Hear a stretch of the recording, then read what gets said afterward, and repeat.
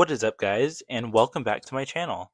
And today, soon is finally here. We have one of the most awaited updates from the community, and that is that the Cyberpunk TCG Store Locator is now live.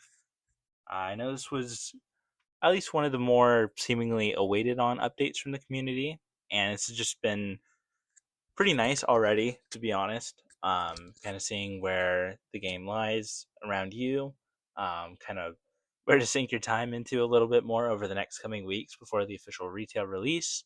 Yeah, and there's also been a little bit of more information dropped about organized play or just kind of official events regarding the TCG and stuff like that. And we'll get into that later as well.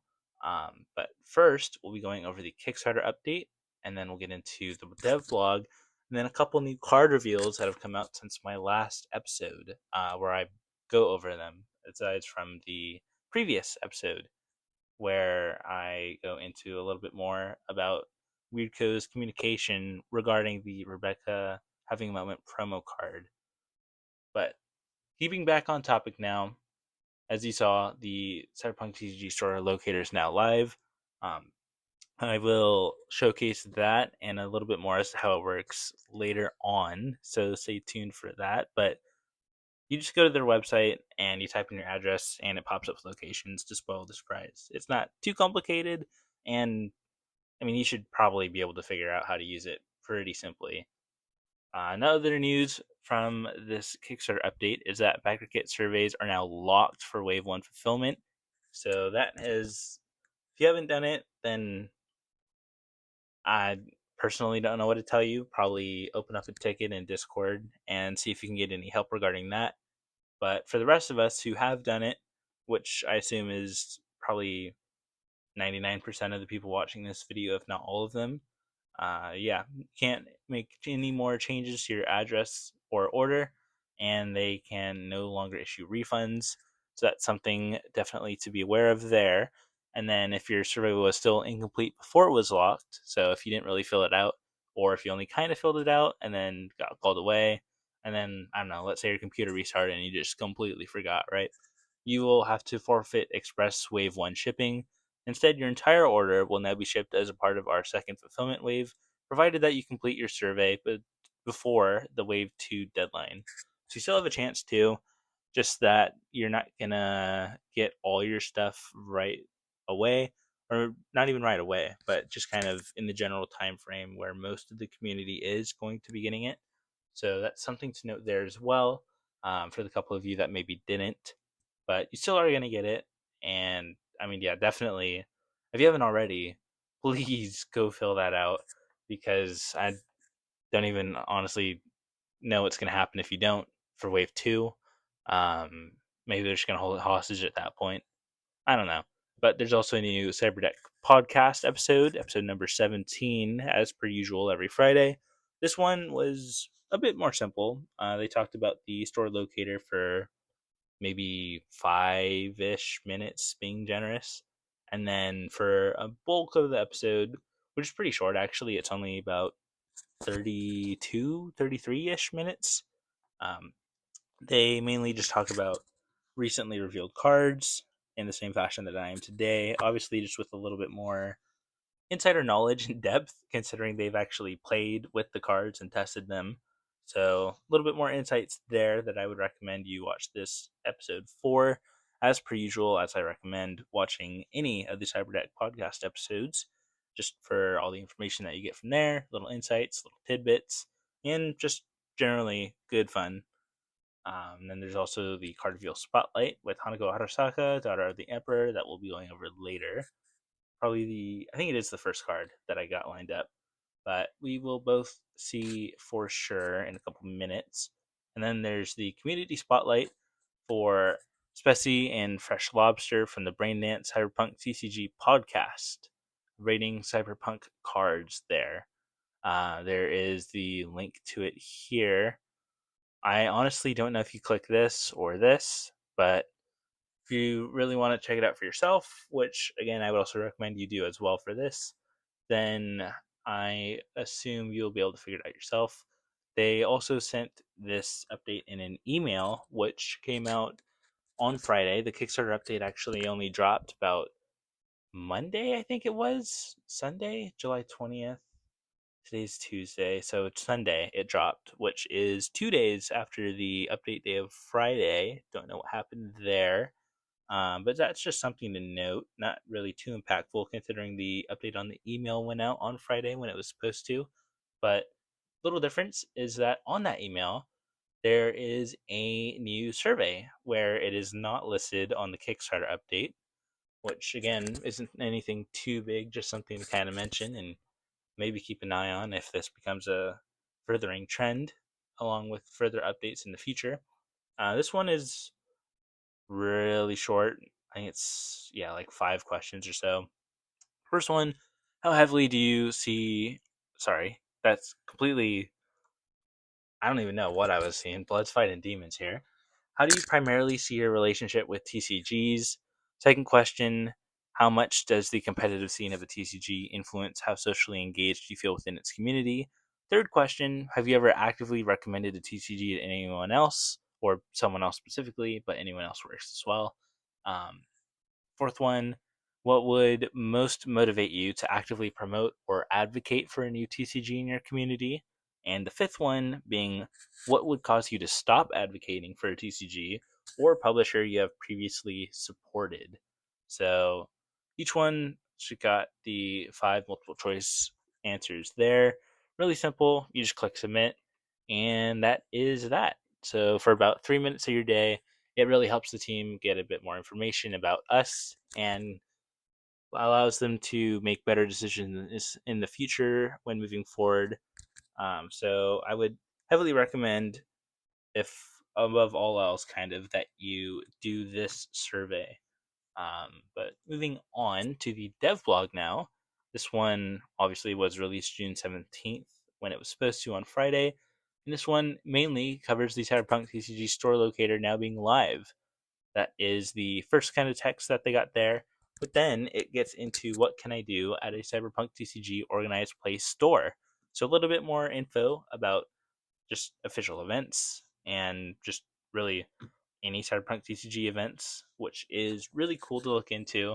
It's a bit broad, obviously, not going into too much detail now, but this is definitely nice considering it's not really much like we had before.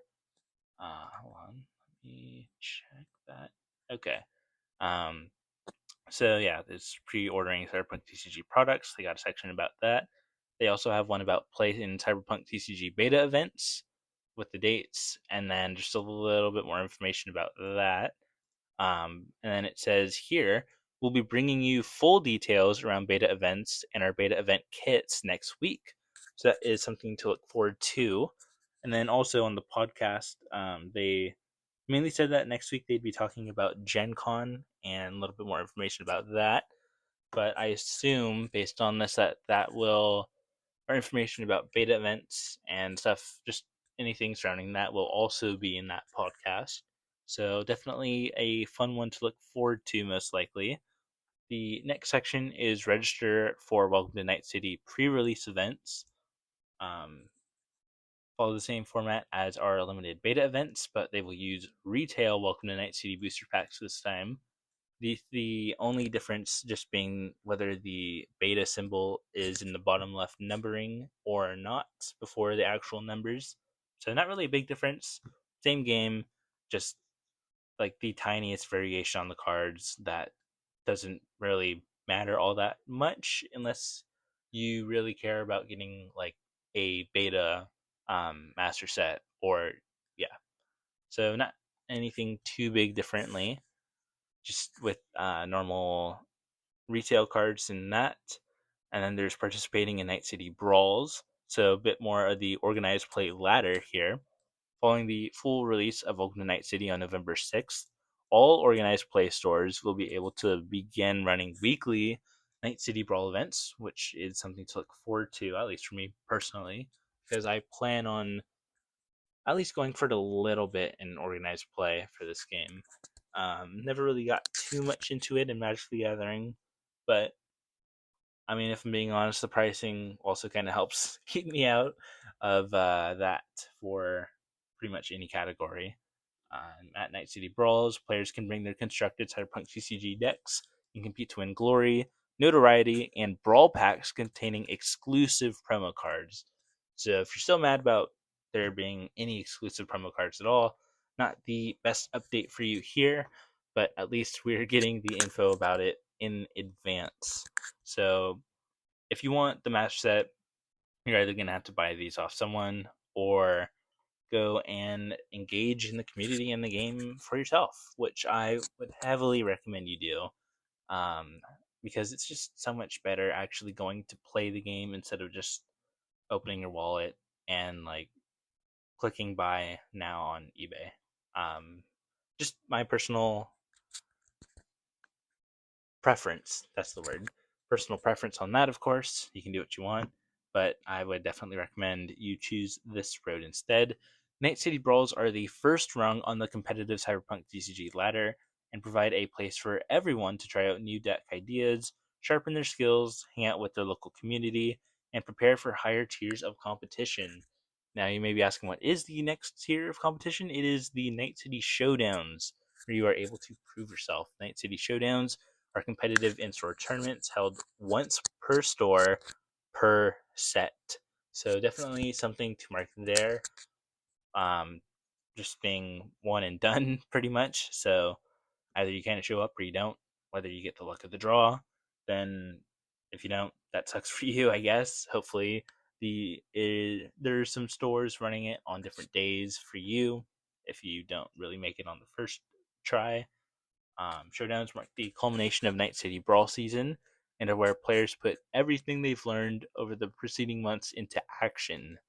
I will say, just as a kind of thought that's popped up here, is it'll be really interesting if they have all the stores do it on one day, or if it's going to be up to the stores and can be spaced out more.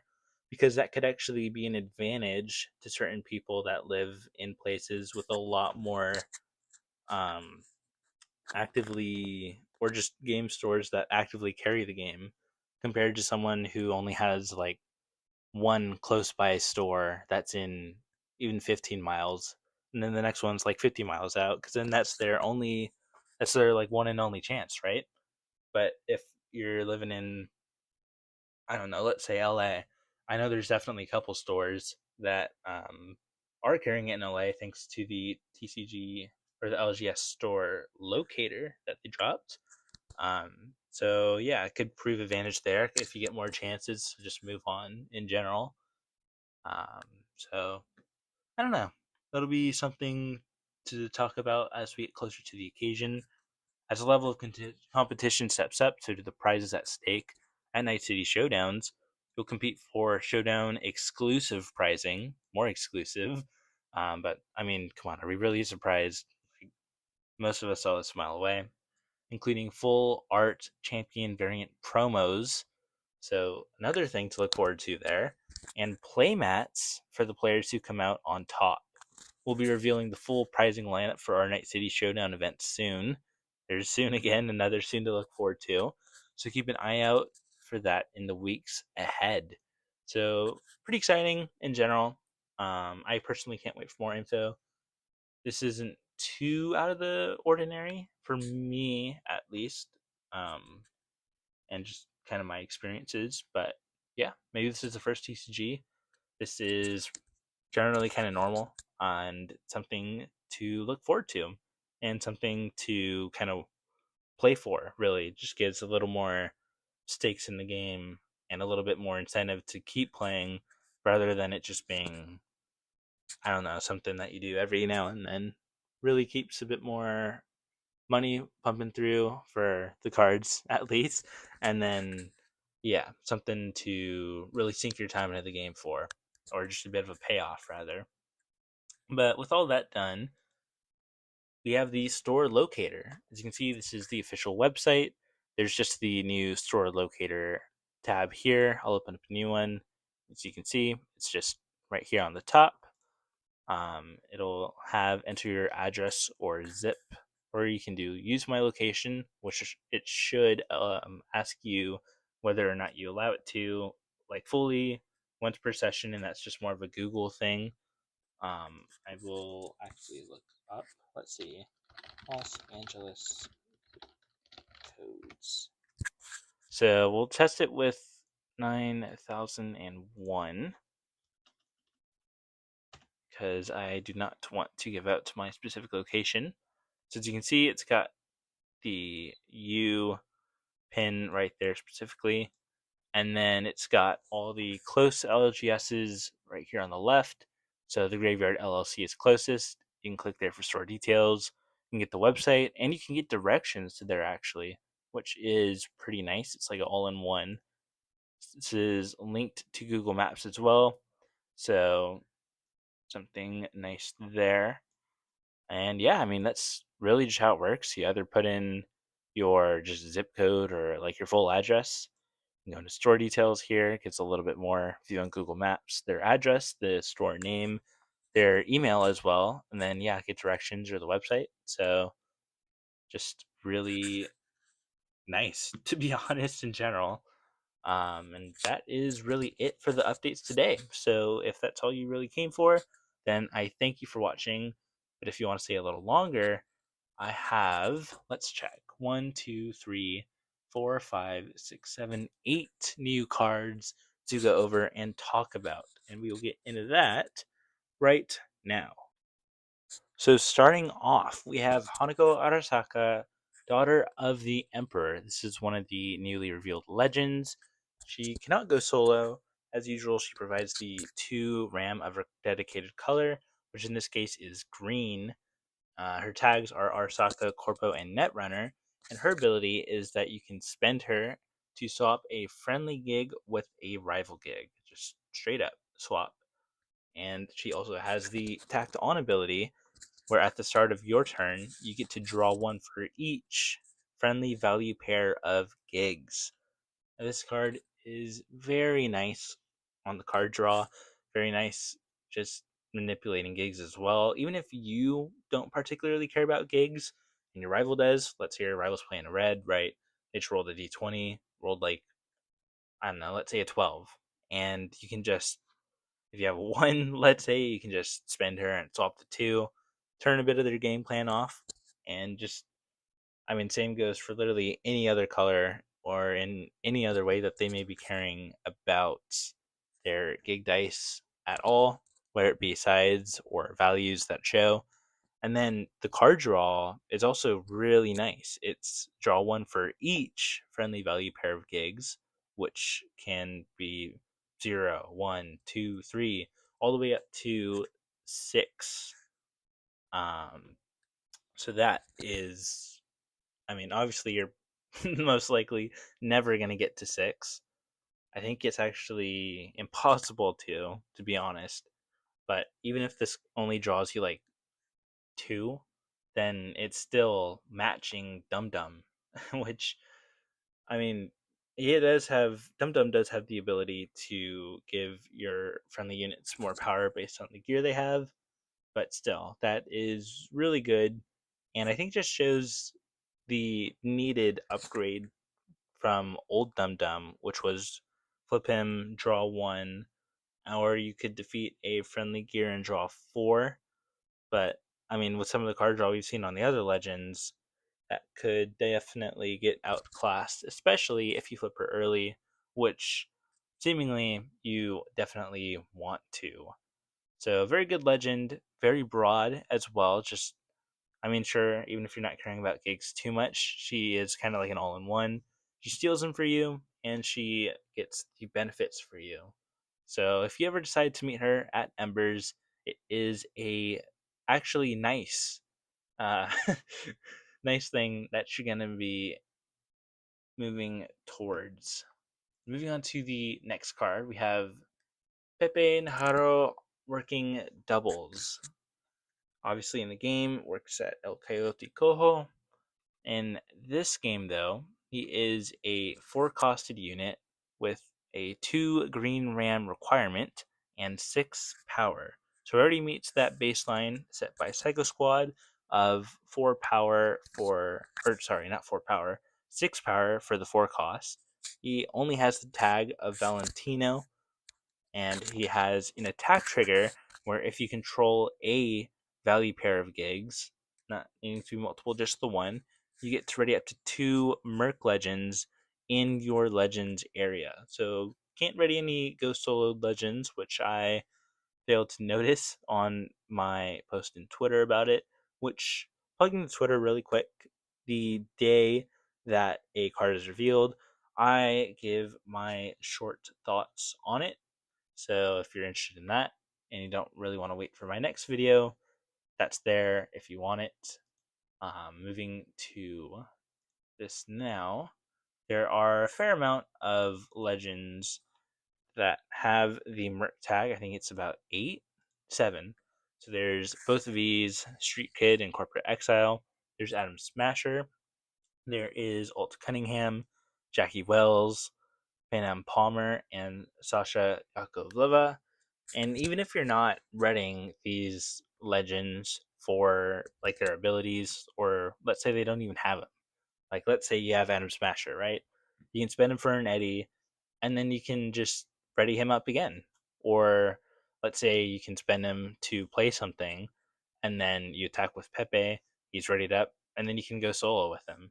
Obviously, not really going to work with Adam Smasher. That'd be more something you do with V. I mean, just either V. But I mean, still really good with Pan Am's ability as well. Really works better with Pan Am and Alt specifically. V, Street Kid, Corporate Exile, as well as M Smasher, Sasha, and Jackie. Well, excluding Jackie, the other 4 are really just more kind of finding their value in their ability to go solo. And when they do, Jackie Wells doesn't really care whether he's spent or not as for his ability to trigger or not. So, I mean, you're really just running him for an Eddie at that point. But pairing him with like Alt Cunningham and Pan Am Palmer can prove really nice. Definitely gonna expect to see a little bit more with this pairing with Alt than Pan Am. Not because of the color um, restriction, because obviously if you're playing Pan Am, you can play him, where the same doesn't go for Alt. But I don't know. I am unsure of where I see Pan Am sitting in the meta in the future. Obviously, it's a little hard to guess when you don't even have like the whole card pool revealed.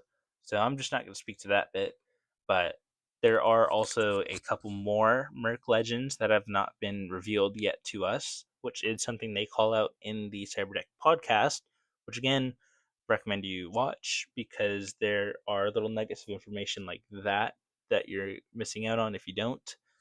But yeah, I mean, he's only going to continue to get better as more Merc Legends get revealed, and hopefully, there are more than 2 when the set does finally release that he really, really works well with. Moving on to the next one, we have a fan favorite in Rita Wheeler. No stupid questions.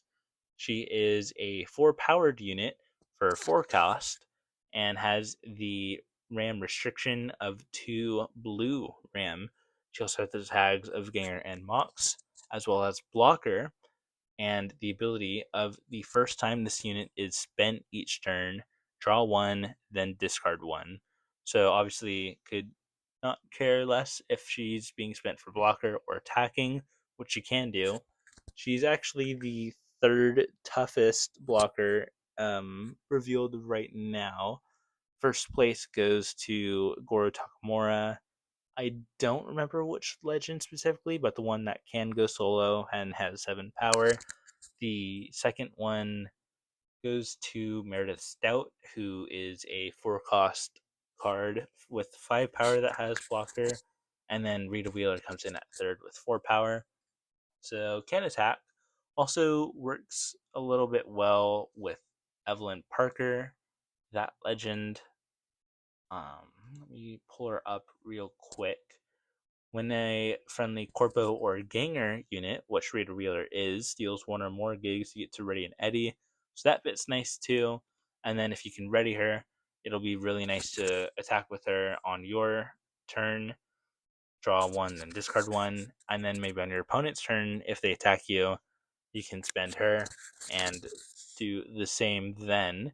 Also, just the power of her is really nice. It is definitely a lot better than the zero that the Bombus offers. Um, but there are a lot of, at least kind of early game units that don't really have too much power. So let's say you get her out on turn 1 or 2. She seems to be a pretty nice stalwart against a lot of the units that you're going to be seeing those turns typically, at least again from what we've seen so far. So very nice, and would hopefully like to see her a bit more in decks in the future.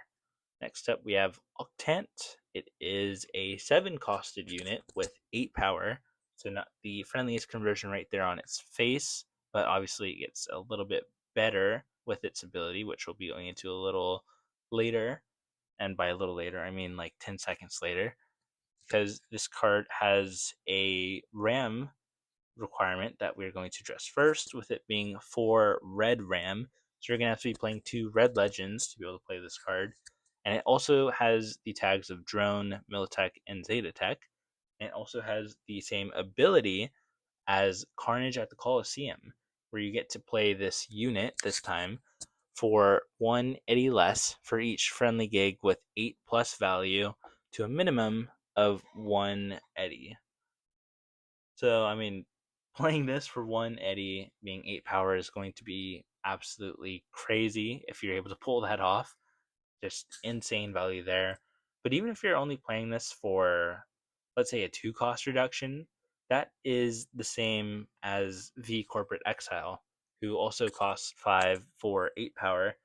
And then if you can get this to 4, that's literally paying, um, you're getting double the power of the cost of the eddies you're playing for it. Definitely slots more into red and their ability, which is why it's got the 4 red RAM requirement there. And yeah, I mean, kind of simple to be honest, but red seems to be simple, and it seems to be doing it really well. It's got a game plan, it goes for it, and I am not going to put it at any fault for that when it seems to be doing pretty well on its face. I actually think, little side tangent, I actually think red, at least with the current card pool of reveals, is the strongest color. I think green is probably the second, but I honestly think red just kind of edges it out, mainly because it has a clear game plan that it focuses on. And at least personally, green feels a bit more broad, um, with a couple different pulls in its directions on the cards. But yeah, I mean, just another good red card dropped there.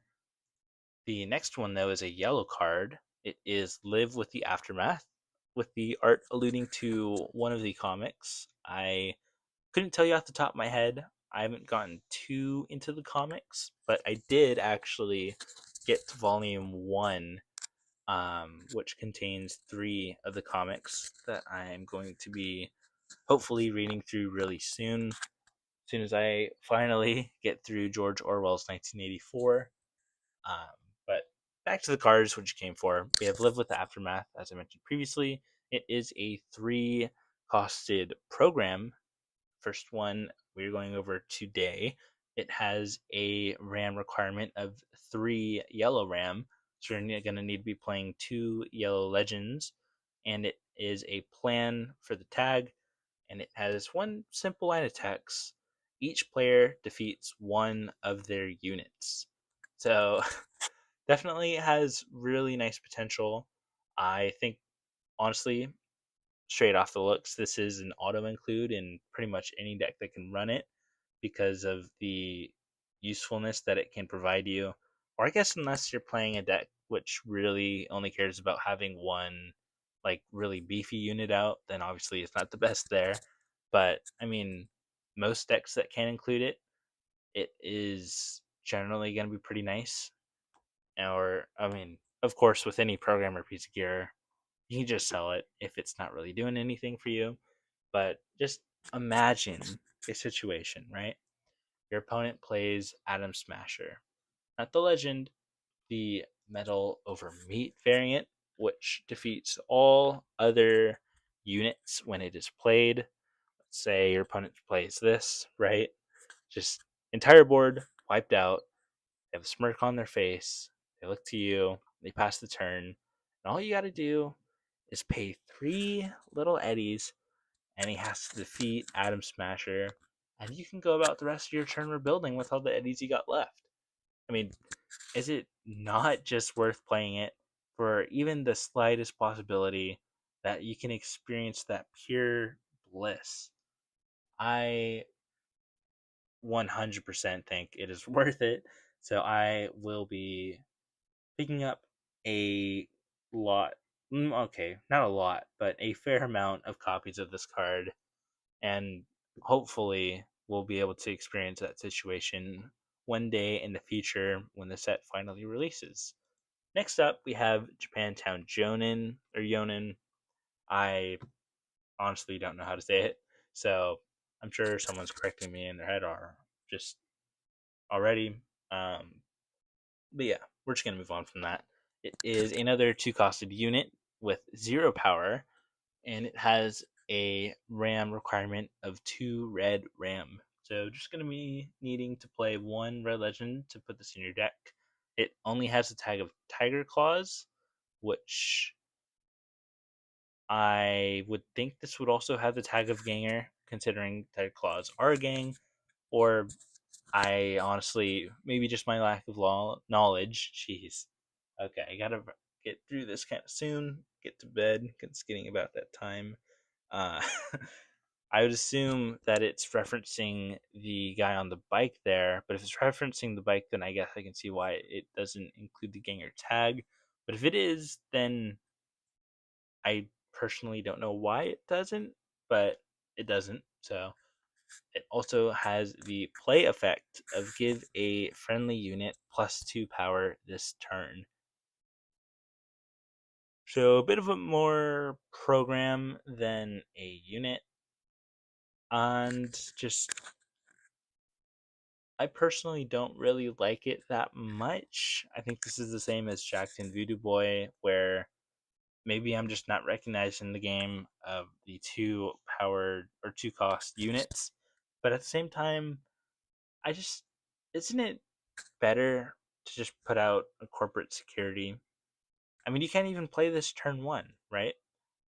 I mean, I guess you could, but then what are you going to do? Give this unit +2 power and then just do nothing?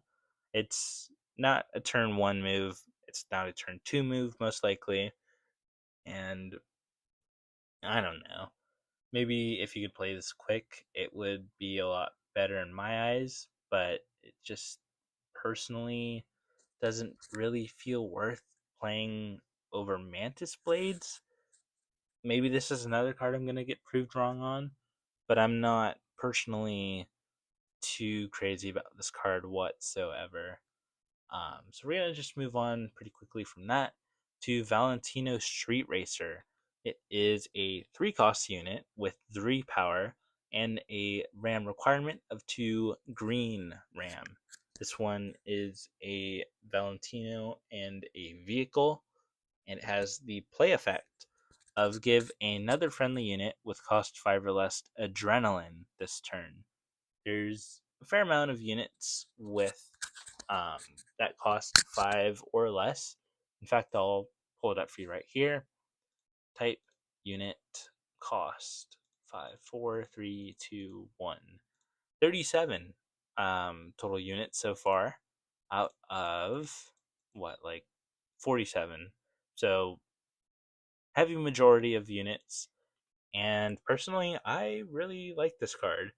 Definitely going to be played a little more in the future when you got the scratch to really make this count. But I mean, it's got decent power after its effect, which can't say the same for the Jonin or the Yonin, or again, however you pronounce that word. Um, and then I think this also just is a better ability tacked onto it. +2 power could work in the right decks and then in the right situations, but I think this is a lot more broadly just good. I mean, you could play this in combo with Psycho Squad, or let's say like Sixth Street Recruits, or just like literally any of the 37 cards, at least currently, that are released that cost under five, or just five or less. So I also think this has some staying power in the future. If there's any good cards released that are a bit cheaper to play, that have a really nice attack trigger that you want to get off as soon as possible. And yeah, I mean, not too much to say about this one as well, but I think it'll be good. And then a little thing to note in the art here, I can't tell personally, but I think this looks like Jackie. I might be wrong. Um, but yeah, I don't know. That's just my guess and my observation. You can think whatever you want about it. Maybe that's just random, like Jaquavius on the street or whatever. I don't know.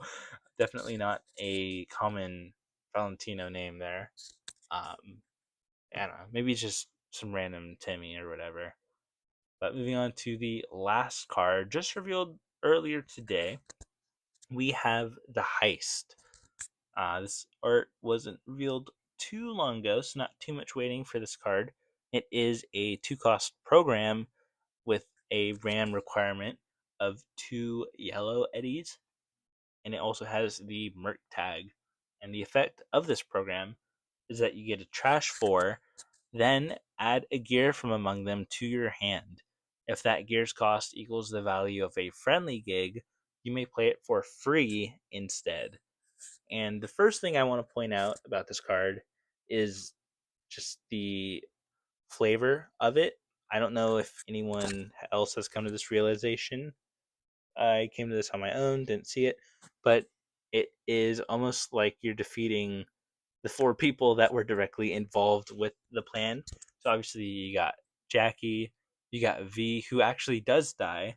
Obviously comes back to life through the relic, but that's 2 bodies. Then you got T-Bug, who got flatlined by one of the Corpo Netrunners. And then you got, this is a little bit iffy, but I'm throwing in Dexter Deshawn in there as well, which is 4 people all directly related to the heist and planning it out and executing it, and are all flatlined. So just a really nice piece of flavor right there that I wanted to point out and that I appreciate. Definitely a pretty large difference from when we first had the yellow version of Reboot Optics that made literally no sense with what it actually does in game. And yeah, I just wanted to take a quick moment there, or minute really, to point out my appreciation for that. So, I mean, hats off to the team if that is purposeful. If it's not, then as Bob Ross said, just a happy little accident.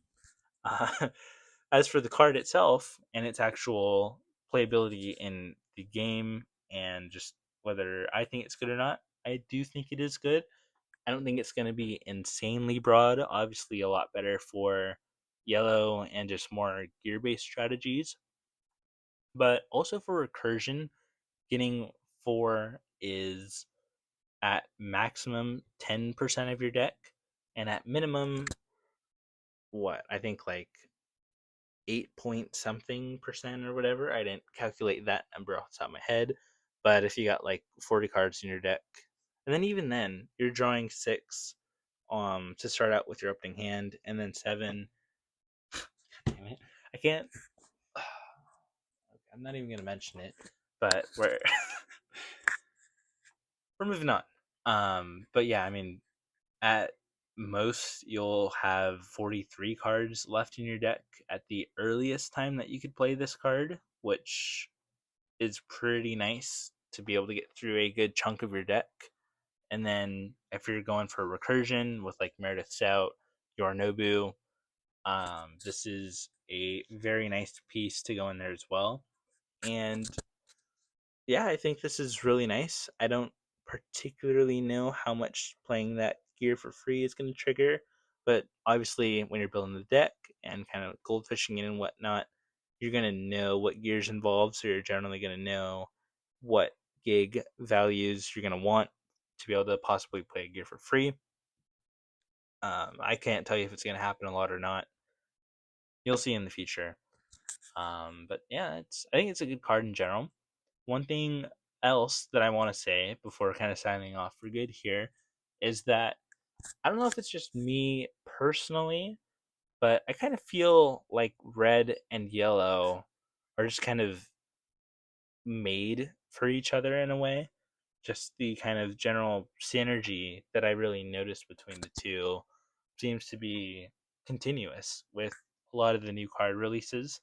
The gear feeds into the Reds' need for power really nicely, um, especially with cards like Sword by Its Hustle, where they need their power to be up by some other method, which also has some synergy for the Hustle with Japantown Yonin, however you say it. But still think that card isn't the best. Um, but there's also now the kind of mill and whatever from yellow that we've seen as well, pairing well with the recursion of red, and just yeah, I mean, I don't know. It's just something that at least I've kind of taken note of. Maybe I'm completely wrong, but it seems like red and yellow have some good synergy throughout all the cards so far. So I don't know. Maybe something to keep an eye on there as well. Again, we'll just have to wait and see until they're all revealed. And that is something that I will be covering in the future is all of the new revealed cards. So definitely look a bit forward to that. Oh, another thing about the podcast I didn't mention earlier was that they talked a little bit about the digital showcase or convention, and that was my fingers on the pen. Don't worry, that sounded like something else. And that was me dropping the pen to demonstrate that it picks up that noise as well. But the digital showcase or convention, which they called it both of, they said that you could watch Kawa and Birds that Open Packs and possibly play some games. Both those they said were possible, not 100% for sure. And obviously, we'll be getting a bit more information about that later as well. So just, yeah, something to look forward to. I am a bit curious as to whether this is going to happen pre or no, because it did say you can open packs in the initial announcement for it. So I don't know, just kind of wondering when it's actually going to happen. If it's going to be before the actual game release, after we have our cards or not. Yeah, just questions like that in general that I got about it, along with about 50 other things regarding this game. But that is going to be saved for some time in the future, as will any future content from me for you to watch. And with that, I would like to thank you for watching to the end, first off, if you have. I would also like to wish you a very lovely rest of your day. And yeah, once again, just thanks for watching. And hopefully, I will see you in the next one. Peace out, Shooms. Ciao.